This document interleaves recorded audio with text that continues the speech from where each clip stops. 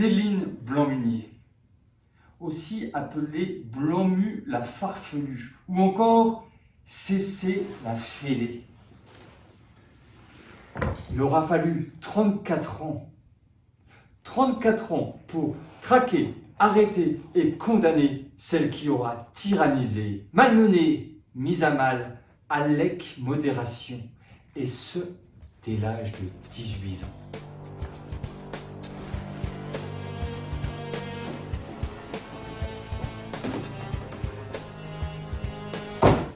Avec modération. Un être éloigné de toute position excessive, qui fait preuve de pondération, de mesure dans sa conduite, qui tempère les choses en toutes circonstances.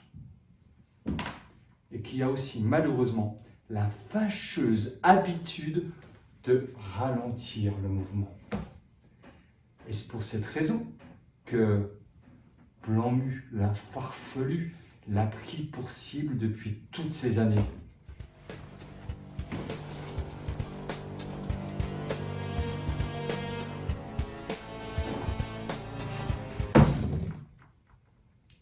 C'est ce que nous allons essayer de découvrir dans cet épisode inédit de Faisez entrer celle-là qui est coupable.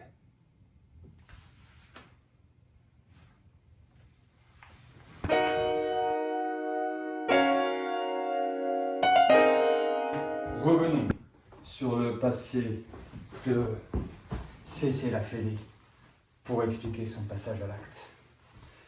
Cette histoire commence dans un petit village du Doubs, à quelques kilomètres de Marseille.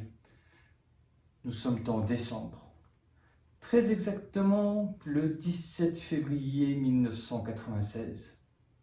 Bref, c'est l'été, et en ce jour de la Toussaint, comme tous les matins, avant de partir à l'école, sa maman, une certaine Annie B, lui remet un mini-mars que la fillette n'apprécie guère. Elle profitera de la récréation pour commettre son premier larcin, le vol d'un quadro. À l'origine, quadro, c'est le goûter préféré que l'on glisse malicieusement dans le cartable, ce qui en fait un classique des cours de récré. Quadro, on n'y résiste pas.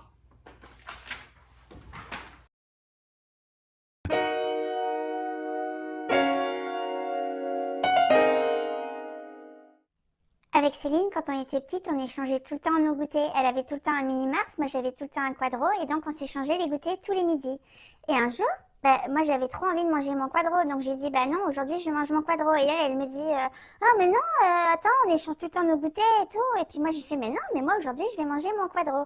Le problème, c'est qu'on est en classe et que notre maître, il nous apprend l'heure. Et l'heure, c'est sur une grosse horloge, et à chaque bonne réponse donnée, on a le droit de sortir pour la récréation. Sauf que Céline, elle sort avant parce qu'elle donne la bonne réponse avant moi. Et donc elle sort, et moi je sais ce qu'elle va faire, je m'en doute, mais je suis pas vraiment sûre. Et donc je suis là, ah, s'il vous plaît, je lève la main, je suis là, ah, interroge-moi, et il m'interroge jamais, et il finit par m'interroger. Sauf que c'était 10 000 ans après, je lui donne la bonne réponse, j'ai le droit de sortir, et évidemment, qu'est-ce qui s'est passé? Elle a mangé mon quadro.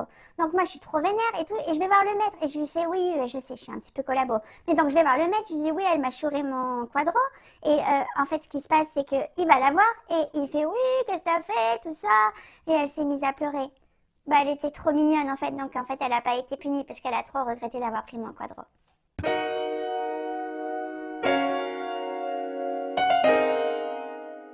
Les psychologues scolaires imputeront ce premier vol à l'innocence de l'enfance et la dureté de son éducation. Rendez-vous compte, Cécé la fêlée devait manger des mini-mars tous les jours.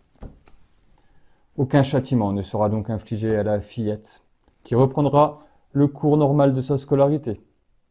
Hélas, l'amitié qui la lie à Sissi M sera bientôt de nouveau mise à rude épreuve avec l'affaire dite de la claque.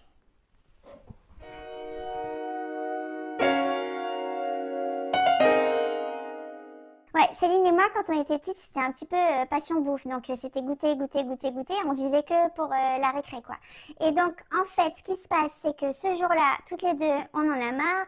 Exit le quadro, exit le mini-mars.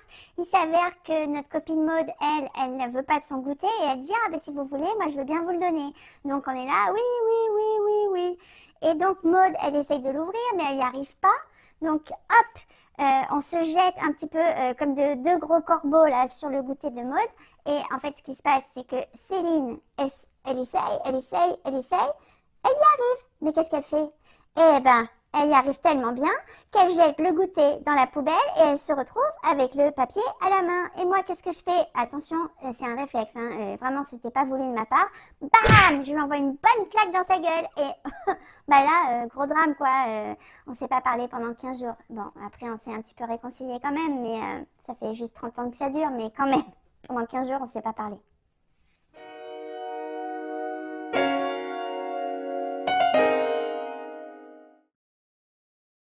À la suite de ce malheureux épisode, les autorités saint-vitoises somment alors les deux familles d'échanger leur goûter. Un changement radical qui semble désamorcer cette crise qui grondait. Et les deux fillettes finissent par t'oublier, en apparence du moins, et continuent leur petit bonhomme de chemin. C'est alors qu'Annie B. devient l'instigatrice de ce qui constituera le deuxième crime avéré de cesser la fêlée. Crime qu'elle commettra envers un certain Fonfon B, qui nous apporte son déchirant témoignage sur la difficile épreuve qu'il a vécue au vu et au sus de tous.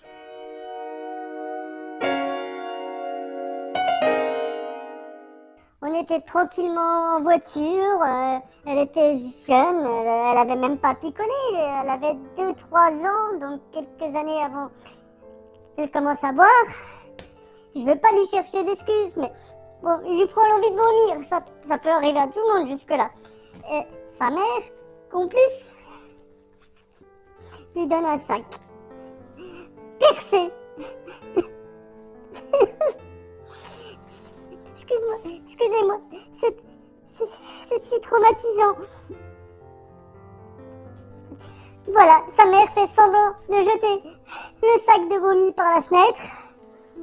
Et avec une habile manipulation digne des plus grands magiciens à la Éric Antoine. Elle jette le sac par la fenêtre. Et tout le vomi atterrit dans ma face.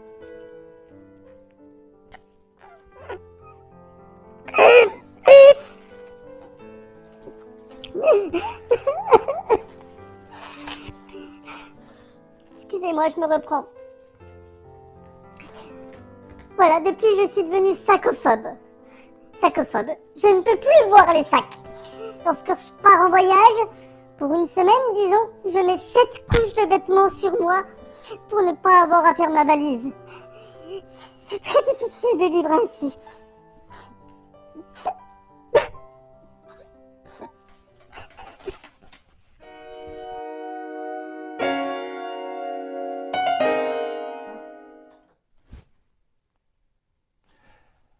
Les années passent et Blanc-Mu, la farfelue, traverse l'adolescence. Pas vraiment d'incident majeur à déplorer, si ce n'est un passage remarqué en SECPA à Saint-Vith. À ce sujet, écoutons Michèle M., éminente représentante de l'éducation nationale.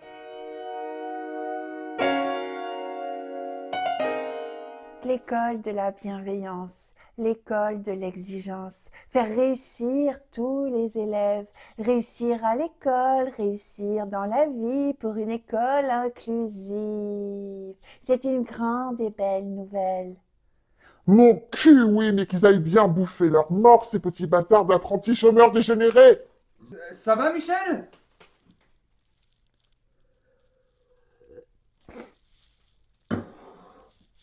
Ça va, je suis très calme. 12 ans. 12 ans de ma vie. J'ai consacré 12 ans de ma vie à l'éducation nationale. Conseiller principal d'éducation, CPE. C'est pas évident, oui, mais vous savez ce que c'est, moi, mon boulot de CPE? Je dois porter là tous ces jeunes, je dois les porter à bout de bras, je dois les amener vers l'excellence. Et vous savez quoi? Mais c'est pareil dans la vie, dans sa vie personnelle. On fait des enfants et après quoi? On les porte aussi et puis on doit les amener à l'excellence aussi. Et vous savez quoi?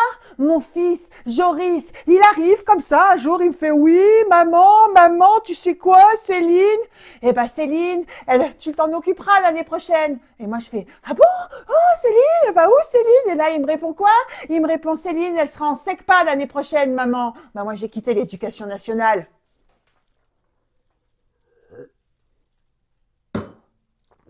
Mais allez tous bien vous faire!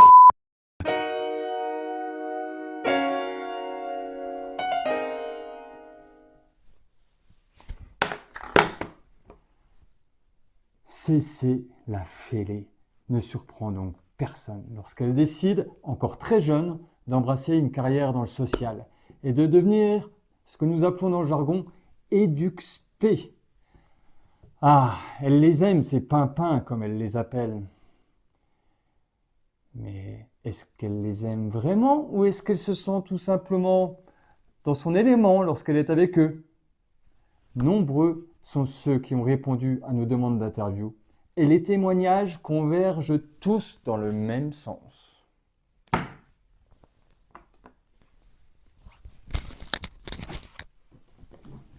À cette époque, Céline, elle travaillait à Montfort. Elle était avec des enfants.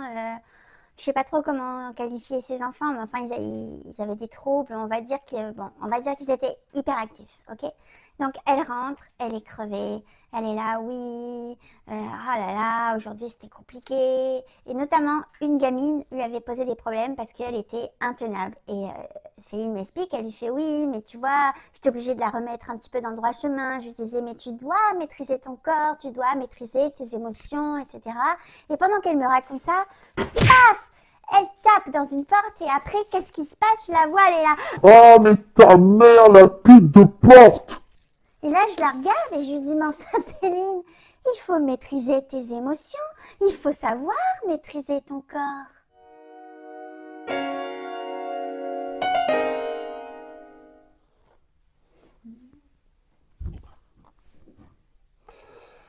Des pimpins que Blanc-Mule farfelu comprend très bien, étonnamment, même si elle n'est pas toujours à même de répondre à leurs questions pointues, telles que Céline, c'est quoi la différence entre un pass sanitaire et un pass vaginal?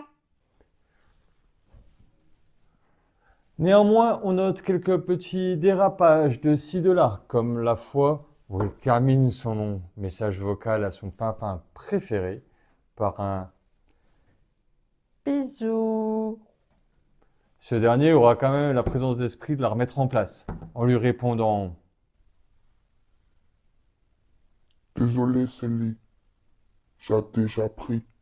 un dernier témoignage troublant vient corroborer les suspicions des experts. Cécé la fêlée se trouve face à la mère d'une de ses connaissances, dont on taira le nom. Nous comprenons son souhait d'être à tout jamais dissocié de l'accusé. Pour remercier cette dame qui lui avait rendu service, Céline B lui offre une crème pour les mains.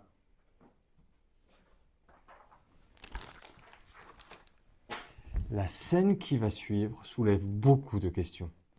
Quelques minutes plus tard, Madame X tend sa main à Céline B, certainement pour qu'elle puisse apprécier l'agréable odeur du produit.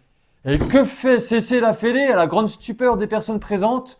Elle s'incline profondément, saisit délicatement la main de cette pauvre femme afin de la porter à ses lèvres, en signe d'hommage. Ce baisement fortuit scellera hélas le diagnostic de tous les experts mandatés dans le cadre de l'affaire. Anna Bauer, merci de votre venue. Nous avons sollicité avoir votre expertise à ce stade de l'enquête.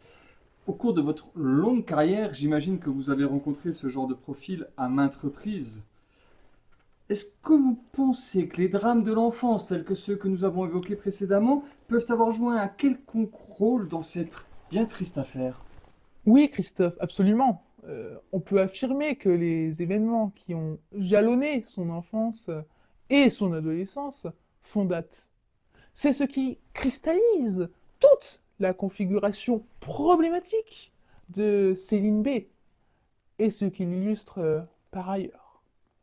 Il convient de pointer ici le rôle clé de l'environnement familial. En effet, nous avons vu les difficultés rencontrées dès la petite enfance dans le milieu scolaire. Mais quid du parascolaire? J'allais vous le demander. Laissez-moi vous relater deux événements qui se sont déroulés au sein même de la cellule familiale. Événements qui ont largement contribué à façonner la personnalité de Céline B. Mais avant, une petite pause.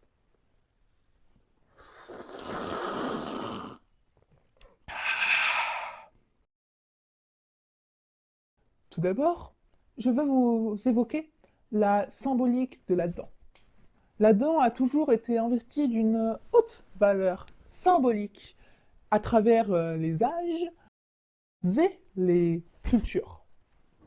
Il s'agit avant tout d'un signe de vitalité, de beauté, de spiritualité et de santé. Elle représente aussi l'expression de notre héritage génétique.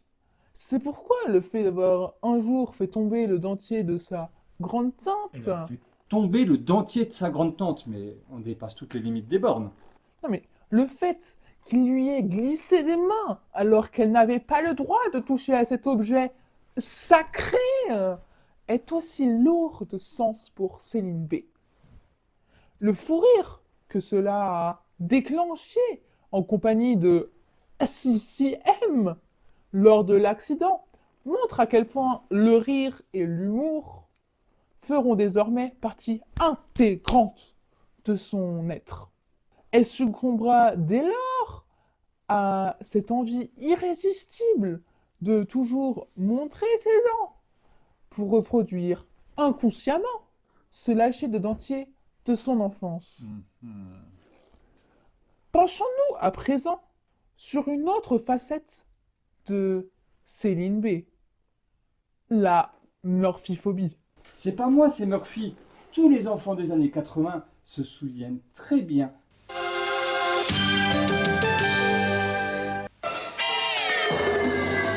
C'est pas moi. C'est Murphy. Murphy. Est-ce que vous pouvez nous expliquer exactement ce que signifie la murphyphobie? La murphyphobie s'agit de la peur du singe Murphy. Cette peur fut un jour provoquée par son grand frère, David B.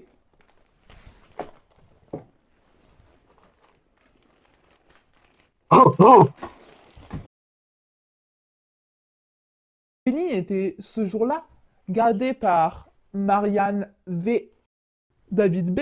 décide alors de lui présenter son singe Murphy. David B. lui-même colle la peluche sous les yeux horrifiés de la fillette, entraînant chez elle une peur panique. Elle ne s'en remettra jamais tout à fait. Encore aujourd'hui, il n'est pas très rare de l'entendre s'écrier « C'est pas moi, c'est Murphy !» Cet élément peut donc venir s'ajouter à une longue liste des raisons de sa persécution avec modération.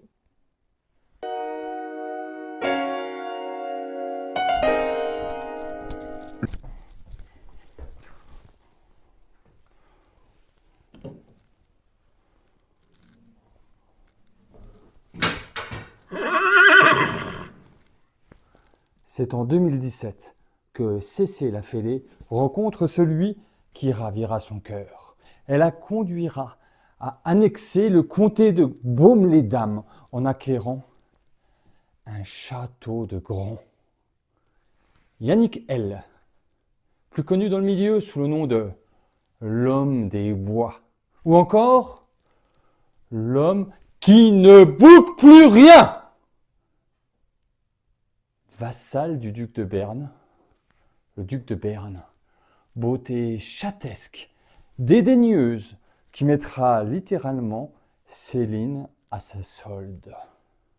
À l'époque, ce fanatique de jeu à l'imaginaire incroyable est un vilain sexuel notoire.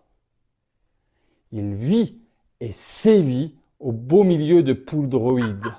Son rêve, traverser les frontières et rejoindre la principauté du Doups.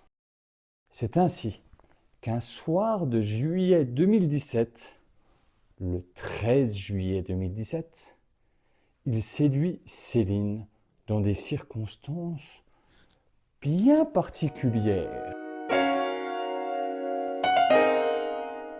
Deuxième rendez-vous avec Célie. Petit resto au centre-ville de Besançon. J'essaie de lui expliquer les fondements de mon métier. Je prends donc différents exemples pour illustrer mon propos. Pour parler de la protection de l'environnement, j'évoque le grand tétra. Je parle du rôle de l'ONF qui doit protéger le milieu naturel de ce volatile.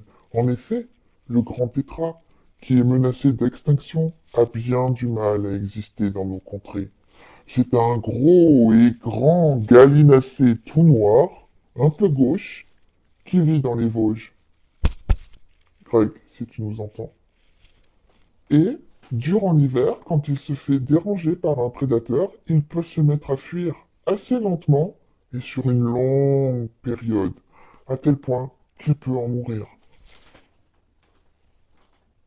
J'imite donc ce gros poulet qui meurt d'avoir couru un tout petit peu.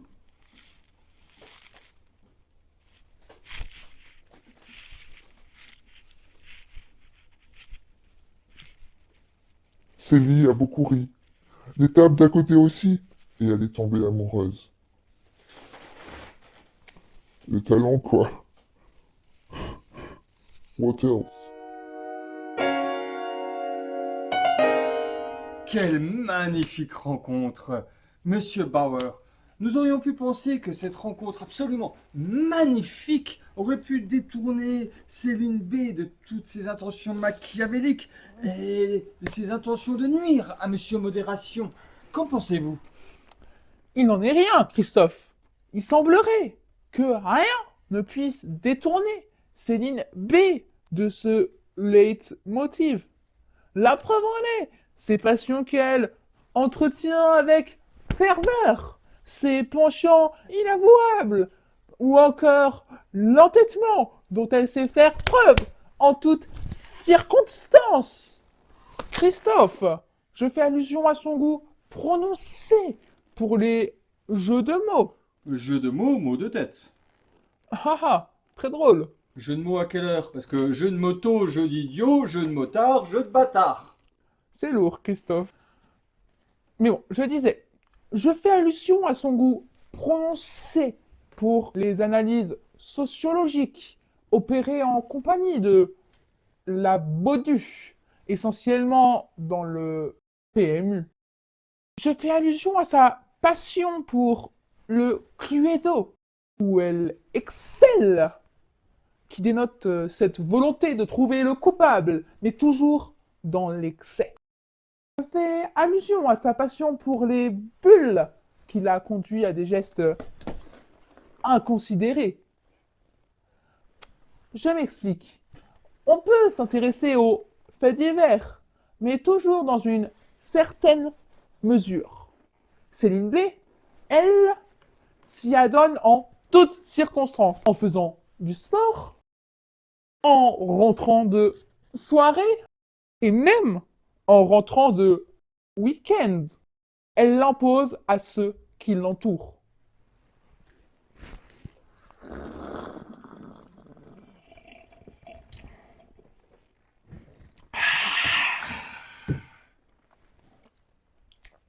La Baudu a fait état de nombreuses occasions où, pour avoir le droit de s'endormir, elle a dû écouter la voix de Fabrice Drouel, qui résonnait dans l'obscurité. D'autres témoignages nous ont appris le comportement intransigeant de Céline B au Cluedo. Elle amène ses adversaires à tricher pour qu'ils aient une chance de gagner, ce qu'elle ne tolère pas et qui entraîne irrémédiablement des conflits. Son entourage ne veut même plus jouer avec elle, alors qu'il suffirait qu'elle soit un peu moins douée et fasse preuve de moins de perspicacité. Et cela s'étend à tous les jeux où elle ne peut s'empêcher d'inclure une certaine forme de compétition. Elle ne peut pas juste faire des longueurs dans une piscine ou échanger simplement des balles au badminton. Non. Elle pourrait y laisser son souffle, qu'elle continuerait. Et pourquoi? Pour mettre à mal avec modération. Pour le terrasser. J'ai évoqué tout à l'heure son entêtement et sa passion pour les bulles. Sachez qu'elle est prête à tout pour une coupette de bubules, comme elle dit. Mais le dernier méfait en date, n'arrivant pas à ouvrir une bouteille de son élixir de jouvence, Céline B, en compagnie d'une certaine Aurélie C, s'est acharnée sur le bouchon pendant une bonne vingtaine de minutes et a fini par attaquer la bouteille avec un gant de toilette. Elle est ainsi venue à bout du bouchon récalcitrant. Pourquoi? Parce que Céline B ne connaît pas l'échec. Céline B est une compétitrice. Ce sera pour toujours une compétitrice. On voit bien ici aussi que ce qui l'anime, c'est cette volonté de nuire à Monsieur Modération, encore et toujours.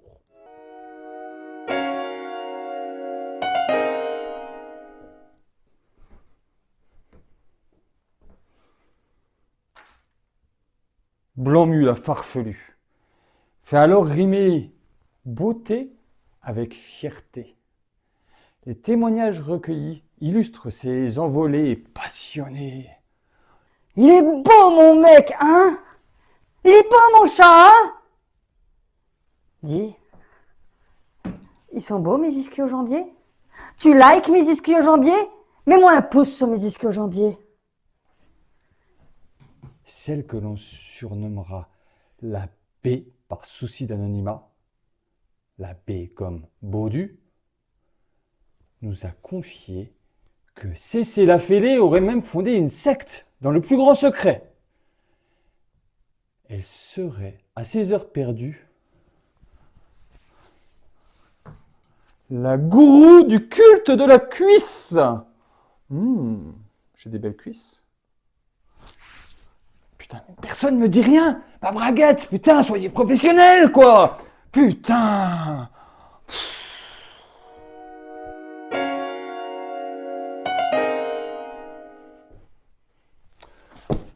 Lorsque la police l'interpelle à l'automne 2023, Cécile Lafellé nie en bloc les faits qui lui sont reprochés et continuera à les réfuter jusqu'à son procès exceptionnel qui se tiendra le 8 juin 2024 aux assises de la Baume-Belherbe, en présence, écoutez-moi bien, d'une 50aine de jurés.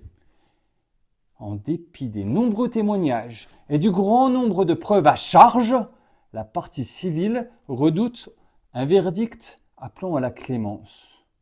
Les avocats d'Alec Modération sont conscients que la personnalité de Céline B ne saurait être jugée et que ses trop nombreuses qualités pourraient bien faire pencher la balance en sa faveur.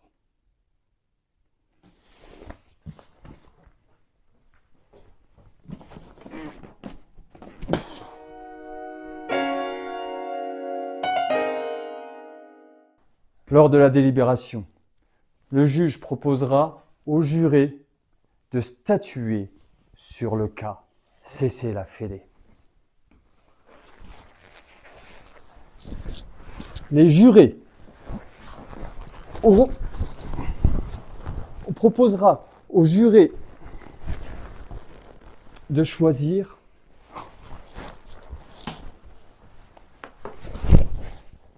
parmi ces 3 sentences.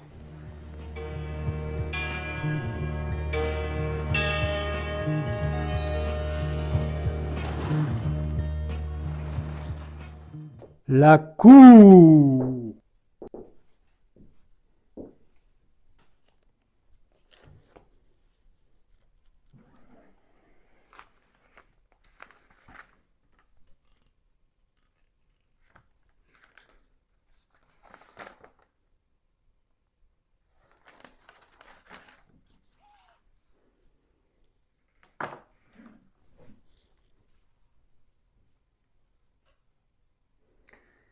Mesdames, Messieurs, chers jurés, si vous comprenez la douleur d'Alec Modération et souhaitez mettre Céline derrière les barreaux pendant 30 ans, si vous êtes convaincus de sa culpabilité, veuillez baisser votre pouce.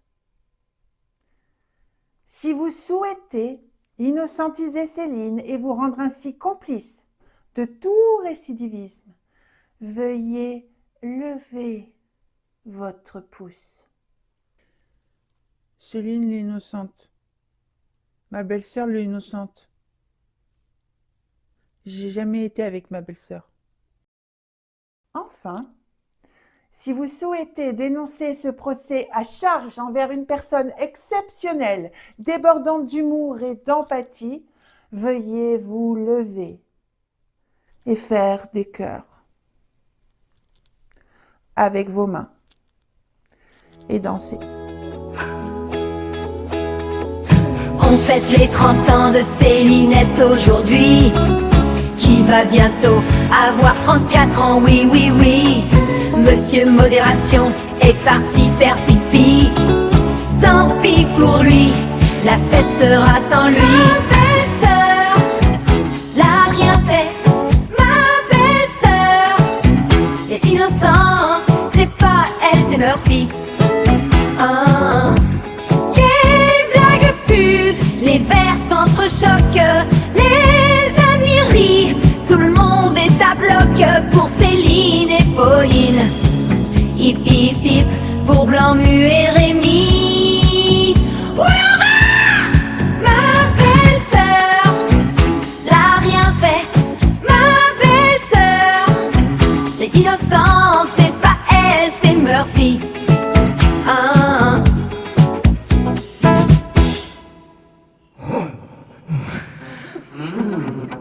Cécé est la plus gentille des fêlés, Blanc-Mu est la plus belle des farfelus. La seule chose dont tu sois coupable, c'est d'être tellement formidable. Ma belle-sœur l'a rien fait, ma belle-sœur est innocente, c'est pas elle, c'est Murphy. Ah.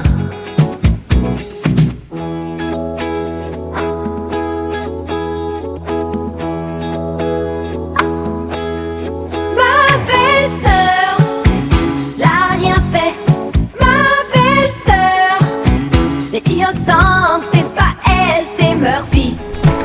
Ah.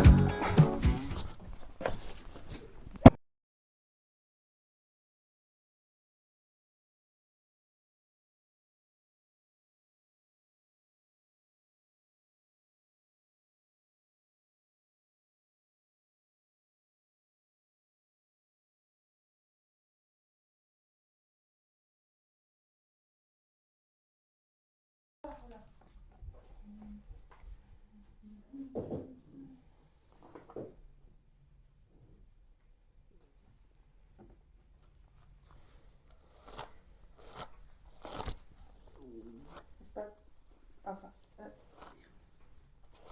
chérie, ça marche pas. Laissez-moi tranquille.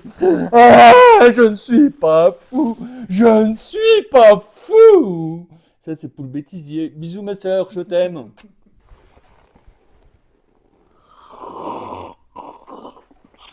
Il est pas bon ce café. Garçon, un autre s'il vous plaît, un meilleur. Merci. Voilà. Santé!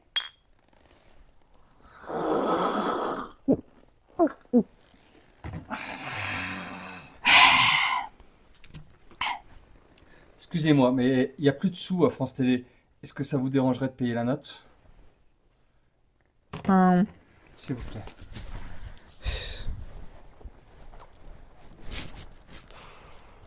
Les notes de frais, elles sont simples. Chez nous, on est limité à... 10 centimes? aux putes. Il n'y a que les putes qui remboursent.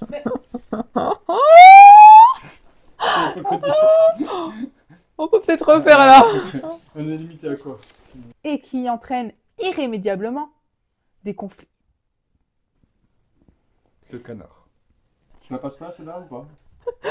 On voit bien ici aussi que ce qui l'anime, c'est cette volonté de nuire à Monsieur Modération, encore et toujours. Quelle pute, ce modération! De quelles circonstances... Qu'entendez-vous exactement? Il y a 4 mots. Cette campagne de publicité qui Qu'est-ce avait que tu été fais très efficace. Mais en- qu'est-ce que tu fais là? Petit freestyle là un peu, non? Pourquoi tu fais ça? On C'est est- pas moi, C'est ma fini? fille. Là on est un paragraphe après. Hein. On a fini.